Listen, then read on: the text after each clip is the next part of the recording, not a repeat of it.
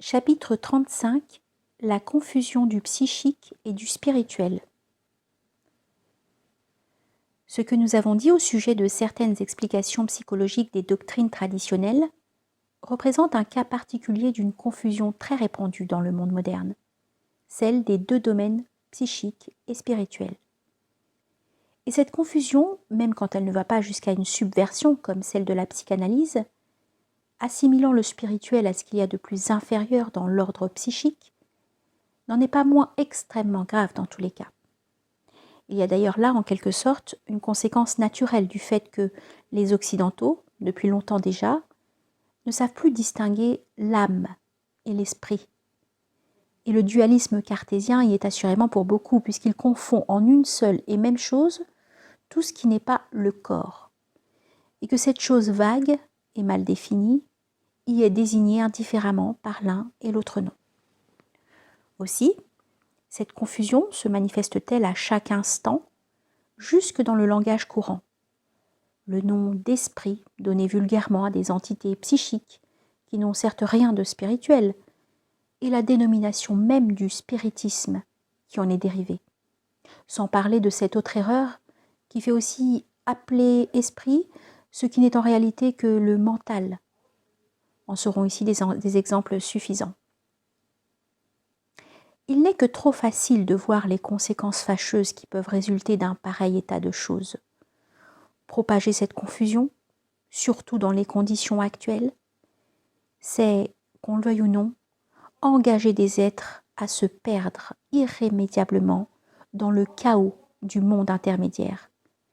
Et par là même, c'est faire, souvent inconsciemment d'ailleurs, le jeu des forces sataniques qui régissent ce que nous avons appelé la contre-initiation.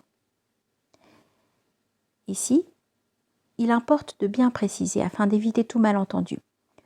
On ne peut pas dire qu'un développement quelconque des possibilités d'un être, même dans un ordre peu élevé comme celui que représente le domaine psychique, soit essentiellement maléfique en lui-même.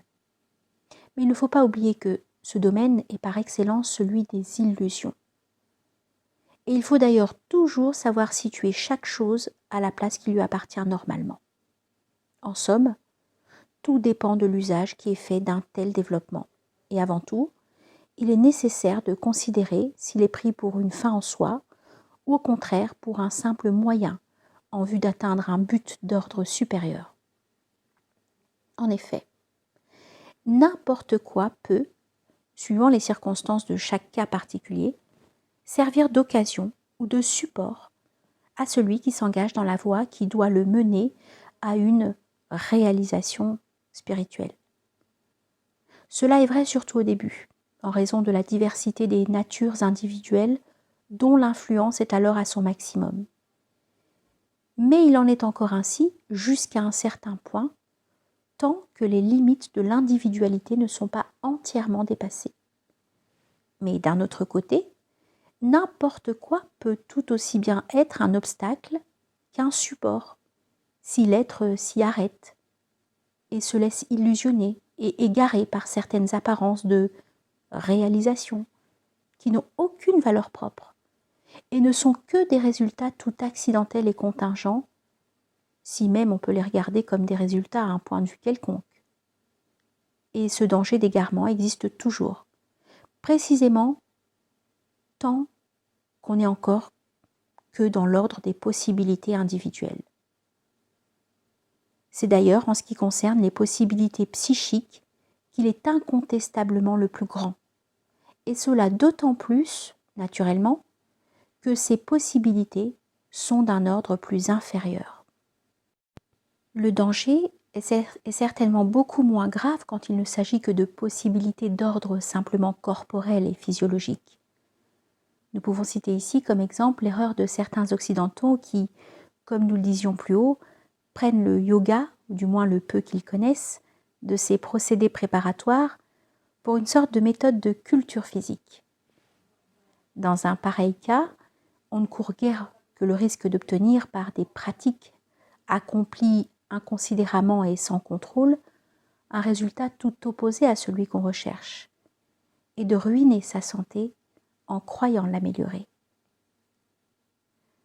Ceci ne nous intéresse en rien, sinon en ce qu'il y a une grossière déviation dans l'emploi de ces pratiques, qui en réalité sont faites pour un tout autre usage, aussi éloigné que possible de ce domaine physiologique, et dont les répercussions naturelles dans celui-ci ne constituent qu'un simple accident, entre guillemets, auquel il ne convient pas d'attacher la moindre importance. Cependant, il faut ajouter que ces mêmes pratiques peuvent avoir aussi, à l'insu de l'ignorant, qui s'y livre comme à une gymnastique quelconque, des répercussions dans les modalités subtiles de l'individu, ce qui en fait en augmente considérablement le danger. On peut ainsi, sans s'en douter aucunement, ouvrir la porte à des influences de toutes sortes. Et bien entendu, ce sont toujours celles de la qualité la plus basse qui en profitent en premier lieu, contre lesquelles on est d'autant moins prémuni que parfois on ne soupçonne même pas leur existence, et qu'à plus forte raison, on est incapable de discerner leur véritable nature. Mais il n'y a là, du moins, aucune prétention spirituelle. Il en va tout autrement dans certains cas où entre en jeu la confusion du psychique proprement dit et du spirituel, confusion qui se présente d'ailleurs sous deux formes inverses. Dans la première, le spirituel est réduit au psychique, et c'est ce qui arrive notamment dans le genre d'explication psychologique dont nous avons parlé. Dans la seconde, le psychique est au contraire pris pour le spirituel, et l'exemple le plus vulgaire en est le spiritisme. Mais les autres formes plus complexes du néo-spiritualisme procèdent toutes également de cette même erreur. Dans les deux cas, c'est toujours en définitive le spirituel qui est méconnu. Mais le premier concerne ceux qui le nient purement et simplement, tout au moins en fait, sinon toujours d'une façon explicite, tandis que le second concerne ceux qui se donnent l'illusion d'une fausse spiritualité. Et c'est ce dernier cas que nous avons plus particulièrement en vue présentement. La raison pour laquelle tant de gens se laissent égarer par cette illusion est assez simple au fond. Certains recherchent avant tout de prétendus pouvoirs, c'est-à-dire en somme sous une forme ou sous une autre, la production de phénomènes plus ou moins extraordinaires. D'autres s'efforcent de centrer leur conscience sur des prolongements inférieurs de l'individualité humaine, les prenant à tort pour des états supérieurs, simplement parce qu'ils sont en dehors du cadre où s'enferme généralement l'activité de l'homme moyen, cadre qui, dans l'état qui correspond au point de vue profane de l'époque actuelle, est celui de ce qu'on est convenu d'appeler la vie ordinaire, dans laquelle n'intervient aucune possibilité d'ordre extracorporel. Pour ces derniers encore, du reste, c'est l'attrait du phénomène, c'est-à-dire au fond la tendance expérimentale, inhérente à l'esprit moderne, qui est le plus souvent à la racine de l'erreur.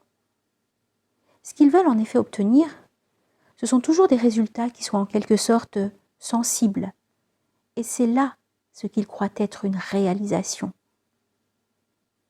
Mais cela revient justement à dire que tout ce qui est vraiment d'ordre spirituel leur échappe entièrement, qu'ils ne le conçoivent même pas, si lointainement que ce soit, et que, manquant totalement de qualification à cet égard, il vaudrait encore beaucoup mieux pour eux qu'ils se contentent de rester enfermés dans la banale et médiocre sécurité de la vie ordinaire.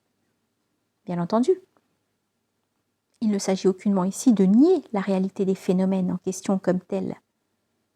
Ils ne sont même que trop réels, pourrions-nous dire, et ils n'en sont que plus dangereux. Ce que nous contestons formellement, c'est leur valeur et leur intérêt, surtout au point de vue d'un développement spirituel. Et c'est précisément là-dessus que porte l'illusion. Si encore il n'y avait là qu'une simple perte de temps et d'effort, le mal ne serait pas très grand après tout. Mais en général, l'être qui s'attache à ces choses devient ensuite incapable de s'en affranchir et d'aller au-delà. Et il est ainsi irrémédiablement dévié. On connaît bien, dans toutes les traditions orientales, le cas de ces individus qui, devenus de simples producteurs de phénomènes, n'atteindront jamais à la moindre spiritualité. Mais il y a plus encore. Il peut y avoir là une sorte de développement à rebours, qui non seulement n'apporte aucune acquisition valable, mais éloigne toujours davantage de la réalisation spirituelle, jusqu'à ce que l'être soit définitivement égaré dans ses prolongements inférieurs de son individualité auxquels nous faisions allusion tout à l'heure, et par lesquels il ne peut entrer en contact qu'avec l'infra-humain. Sa situation est alors sans issue, ou du moins, il n'y en a qu'une, qui est une désintégration totale de l'être conscient. Et c'est là, proprement pour l'individu, l'équivalent de ce qu'est la dissolution finale pour l'ensemble du cosmos manifesté. On ne saurait trop se méfier à cet égard, plus encore peut-être qu'à tout autre point de vue, de tout appel au subconscient, à l'instinct, à l'intuition infrarationnelle, voire même à une force vitale, plus ou moins mal définie.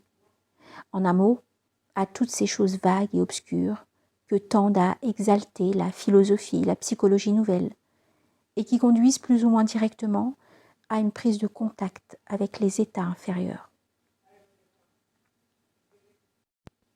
À plus forte raison, doit-on se garder avec une extrême vigilance, car ce dont il s'agit ne sait que trop bien prendre les déguisements les plus insidieux, de tout ce qui induit l'être à se fondre. Nous dirions plus volontiers et plus exactement à se confondre, ou même à se dissoudre dans une sorte de conscience cosmique, exclusive de toute transcendance, donc de toute spiritualité effective. C'est là l'ultime conséquence de toutes les erreurs anti-métaphysiques que désignent sous leur aspect plus spécialement philosophique des termes comme ceux de panthéisme, d'immanentisme et de naturalisme. Toutes choses d'ailleurs étroitement connexes, conséquence devant laquelle certains reculeraient assurément s'ils pouvaient savoir vraiment de quoi ils parlent. C'est là en effet prendre littéralement la spiritualité à rebours, lui substituer ce qui en est véritablement l'inverse, puisqu'il conduit inévitablement à sa perte définitive. Et c'est en quoi consiste le satanisme proprement dit. Qu'il soit du reste conscient ou inconscient, suivant les cas, cela change assez peu les résultats. Il ne faut pas oublier que le satanisme inconscient de certains, plus nombreux que jamais à notre époque de désordre étendu à tous les domaines, n'est véritablement au fond qu'un instrument au service du satanisme conscient, des représentants de la contre-initiation.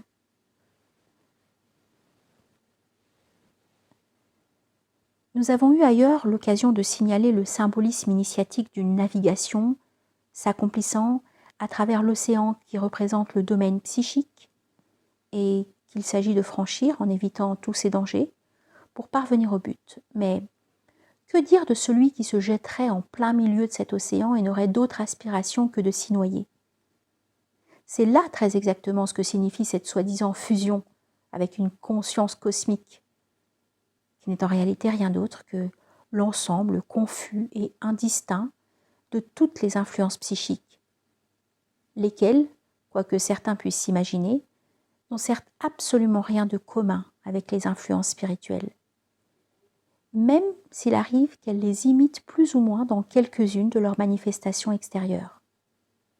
Car c'est là le domaine où la contrefaçon s'exerce dans toute son ampleur.